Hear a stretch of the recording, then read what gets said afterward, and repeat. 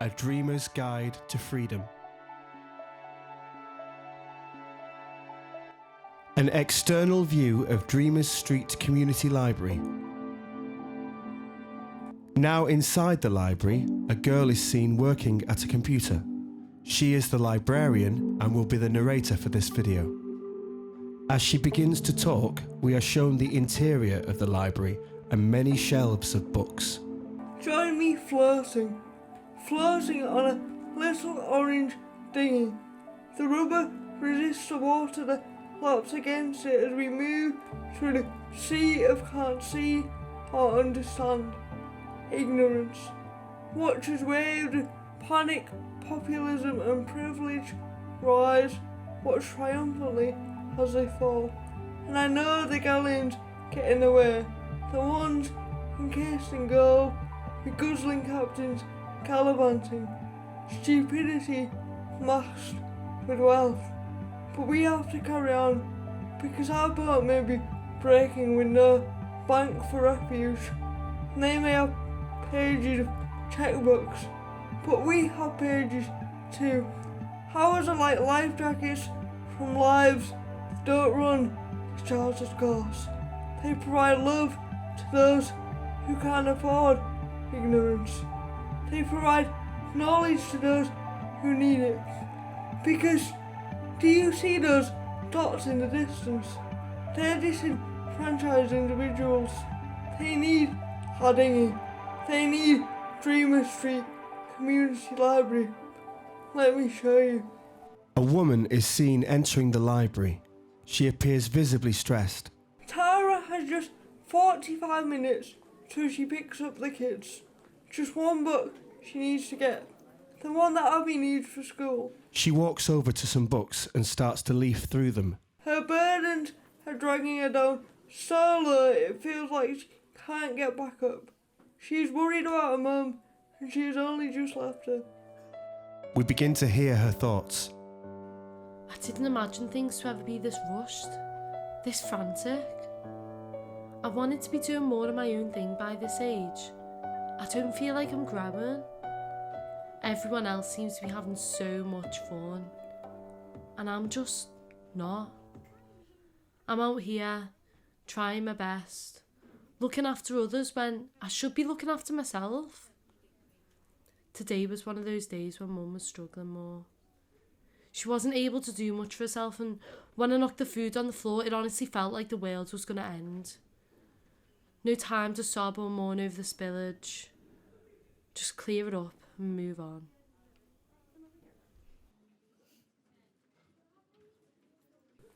We now see a young girl in school uniform enter the library. Natalia despises school, breaks the rules, constantly living down to her teacher's low expectations of SEN students. She's shocked by the level of violence they allow in halls and the playground. Natalia walks over to a desk of computers. Sitting in front of one, she removes a pen and notebook from her school bag. Placing them on the desk to her right, she begins to type on the computer. I wish I could change things, but how? It's so hard to believe in change when you don't even believe in yourself. Another young girl enters the library. She seems unsociable and sad and is clutching a laptop to her chest. Jewel walks in with her head low, mind wandering, lonely in a building full of people, both real and fictional. Her heart is delicate and fragile, but it's chained up. She walks slowly around the shelves of books before seating herself at a desk, taking out her laptop and beginning to type. No bolt, no lock, no key. She's like a rosebud, red and challenging, guarded by her thorns. She doesn't realise that flowers need sun to bloom too. Why am I here? Not completely sure myself. Just didn't want to be alone in the house with Dad again. Told him I was heading out to study for school. He was half asleep as always. I hate school. Long hours, boring people, annoying teachers, social. It's just not my thing. Another girl is seen entering the library. Her name is Morgan. She looks wary. Morgan clenches her fist. head down, avoiding unwanted attention. Morgan wanders around the shelves of books looking at the ground, avoiding people's gaze. Briefly, she looks up, measuring who seemed weak or strong. Her protective reflex she picked up from her years in prison. She knows better than trust anyone. The camera pans across the interior of the library, as if from Morgan's viewpoint. We see the previous characters dotted around the room working. They look up at Morgan, but their faces appear to be blurred. As the camera angle switches away from Morgan's point of view, we see that in fact the other characters are simply engrossed in their own work and are not looking at her. All of these people? Why are they staring at me? What? Never seen a regular woman before? Morgan walks over to a shelf of books, picks one up and begins to leaf through it. But wait, I'm not a regular woman. You all think I'm a... Why can't I just be invisible? It would be so much easier if people didn't exist. Then I wouldn't feel like such a worthless, terrible person. No, everything's fine. These people, they're just imaginary. They don't exist. I mean, they don't have faces, of course. They're not real. A teenage boy enters the library. He has a camera slung over his shoulder and he nods to the librarian as he enters. Jim walks alone, no hope in his heart, drags his feet along the floor and tries to gather his thoughts once more. The hour is still young, but the day is already growing old. Jim walks over to a desk with a computer on it. With a sigh, he sits down and takes his camera off his shoulder, placing it on the desk next to him. He logs into the computer and begins to type.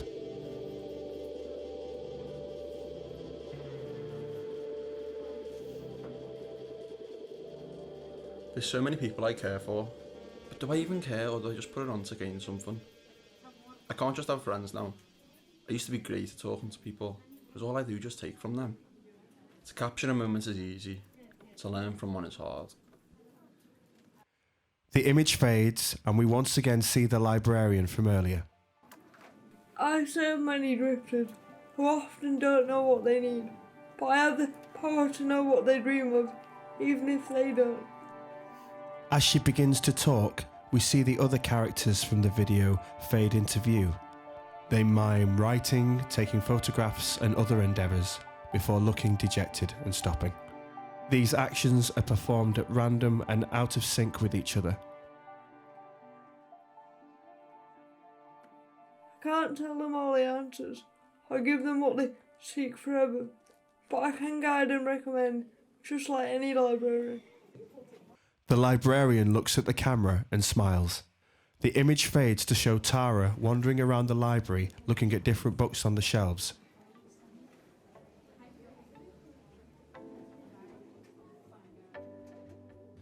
Eventually she spots a blue ornate box on the side. She picks it up. She carefully opens it, revealing a golden light that swirls around her. She smiles and looks around in wonder. Slowly placing the box back down on the shelf, she turns to face the camera and speaks. I feel alive and at peace. I feel the safety of childhood, innocence and comfort, a time when me and my mum were on better terms. I feel a strong sense of self, and when I think about the people that I'm close to and I care about, for once it feels like more than care. For the first time in a long time, I feel a deep connection to myself and others. Love. I'm regaining interest in them. I have a burning desire to know more, to reconnect and mend bonds, to be playful and heal souls together. As the intensity of the feeling begins to fade, I have a newly instilled hope that I will hold close to my heart and keep for the future. I feel a relief from social responsibility and a release of the pain that has been aching within me. I'm slowly starting to let go. The image fades to show Natalia again. She is still working at a computer and reaches down under the desk in front of her to check in her bag for something. She is obviously looking for something and can't find it. She stands up and walks over to the librarian, who is putting a book on a shelf. The librarian is in a wheelchair and turns to face Natalia as Natalia asks her a question. Excuse me, do you have any of the biology GCSE textbooks? Yeah, just on that. Oh, thank you. Natalia nods a thank you and turns and walks in the direction indicated by the librarian. She pauses in front of the shelf of books. She reaches down off screen as if to pick one up, but when her hand returns to view, we see that she's holding a microphone and that it's glowing.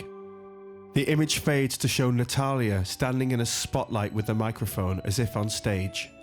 Facing the viewer, she begins to speak. Firstly, I would like to talk about our teachers' low expectations in regards to our GCSE. As many of you know, we can only do grades 1 to 4 in many subjects. We also cannot take English literature and are very limited on our options. This messes with our future and restricts the opportunities. The image fades back to show Natalia standing in the library, smiling. She looks inspired.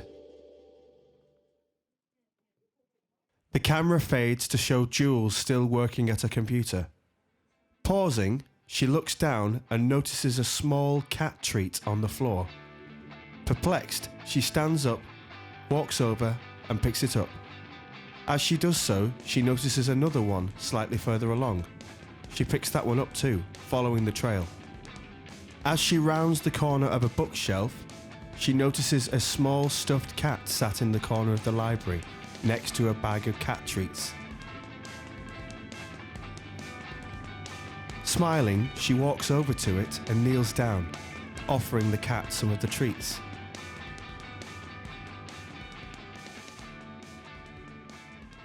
She then picks it up and begins to cradle it.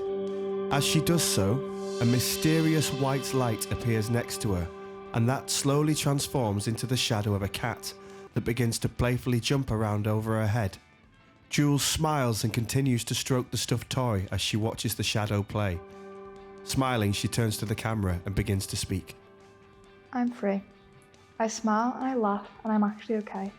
I feel light, and not just lightheaded. I deserve to be happy. I'm aware. I sleep soundly at night. Not always up at unholy hours of the morning. Thoughts may not sleep, but I sure can. I can talk to others for hours on end and not feel like an annoying burden. I don't feel judged everywhere. I can receive affection, hug and comfort my friends, accept compliments and compliment others. Family isn't always blood, especially not in my case. It's so much more than that. I can enjoy the people around me. I have my friends. And you, Moonlight. Jules looks down lovingly at the toy cat that she's still stroking. You're all my forever family. The image fades to show Morgan, the wary-looking girl from earlier. She is standing next to a bookshelf, leafing absent-mindedly through some books. She looks up and catches the librarian's eye. Sensing a connection, she walks over and asks her a question. Hello. Sorry to bother you. I was wondering what books you'd recommend. Oh, it's no bother. I think the fantasy section would suit. May I recommend The Magic Gate? It's a cathartic and freeing read. Thank you. I'll go check it out. Morgan smiles gratefully at the librarian and begins to walk over to the shelf that the librarian has just indicated. We now see Morgan looking at a shelf of books. She's trying to find the book the librarian has just pointed out to her. She does so and picks it up.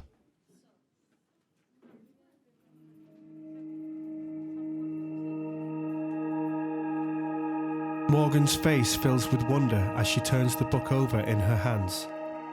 She opens the front cover and begins to leaf through the pages.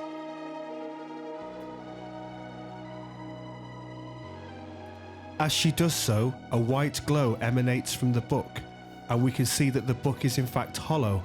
She reaches inside and pulls out an old metal key. As she grasps the key, it begins to glow and a magical energy swirls around it. Morgan's face turns to a look of wonder as she begins to look around the library, as if seeing it with entirely fresh eyes. The world? Everything? It all seems so much clearer. They're real. I can see it all. The people, the colours, they're real. I wasn't going crazy. Still smiling, Morgan lightly slaps herself across the face, as if making sure that she's not in a dream. Smiling and facing the camera, she continues to speak. I'm actually here in reality. That's it. I was always so scared. And now, I could go out and scream if I wanted to. I could face the entire world. All that fear, it's gone.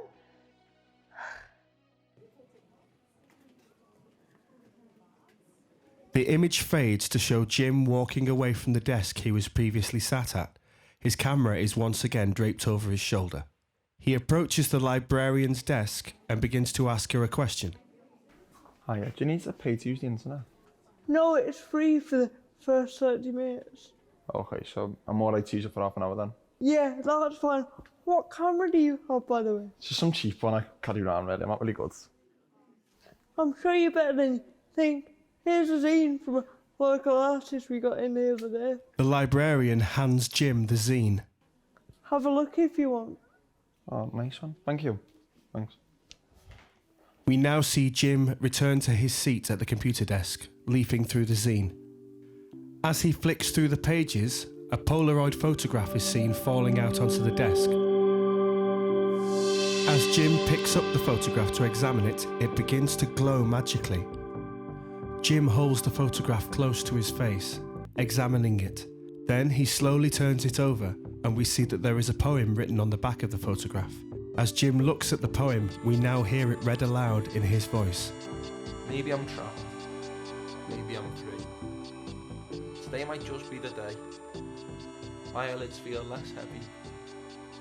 My heart is ready for love.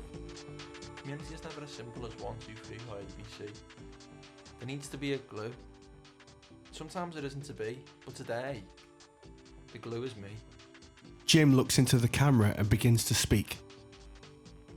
This poem feels like me. Like I wrote it. You know, I can do this. I don't care if money be a limiting factor. Fuck money. I love my community too much not to care. I'll find someone who loves me in time. What's most important is the love that art gives to people. I'll make sure people aren't walking alone, and that they do have hope in their hearts.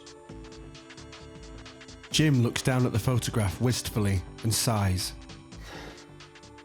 The image fades to show a close-up of Tara standing in the library.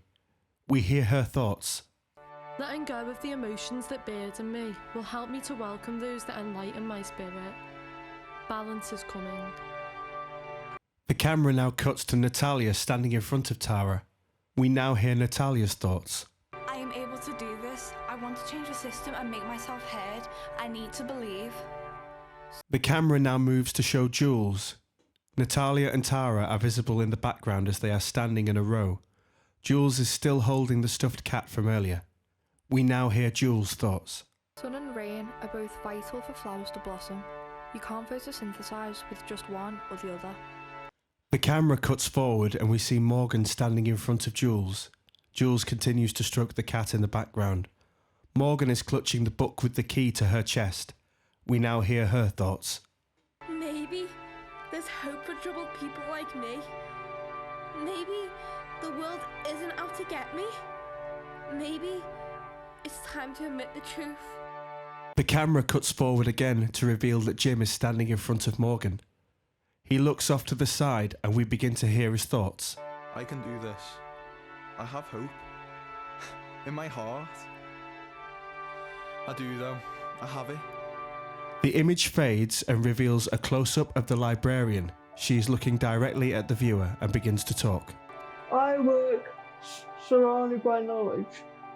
I have the freedom to know at all times. As the librarian continues to talk, The image fades to reveal all the previous characters standing in a row within the library. They are queuing to take out the books they have selected and appear lost in thought. Maybe that's why those who wonder find me so easily.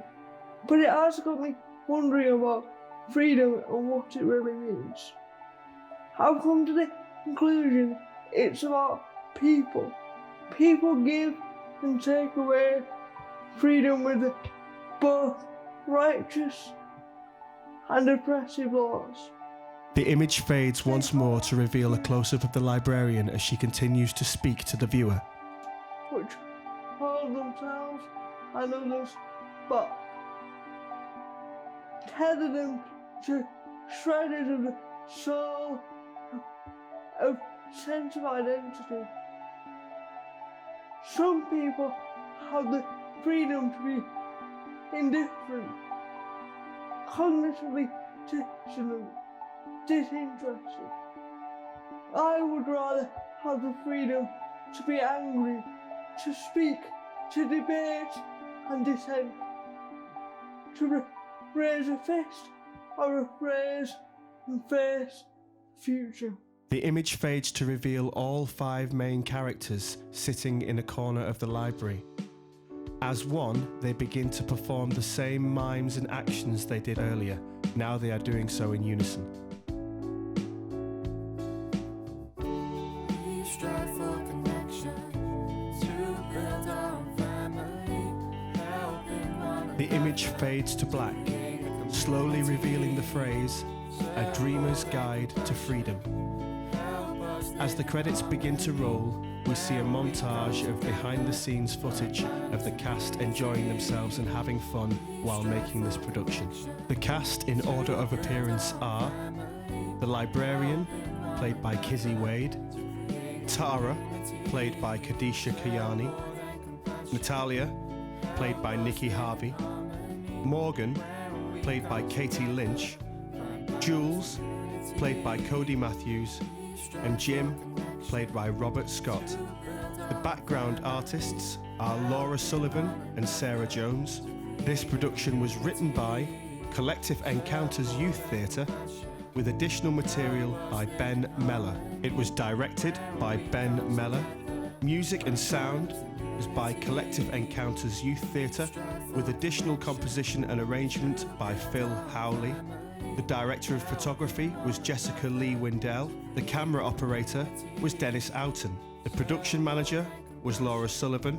Editing and visual effects were done by Jessica Lee Windell. Additional audio mastering was by James Hooton.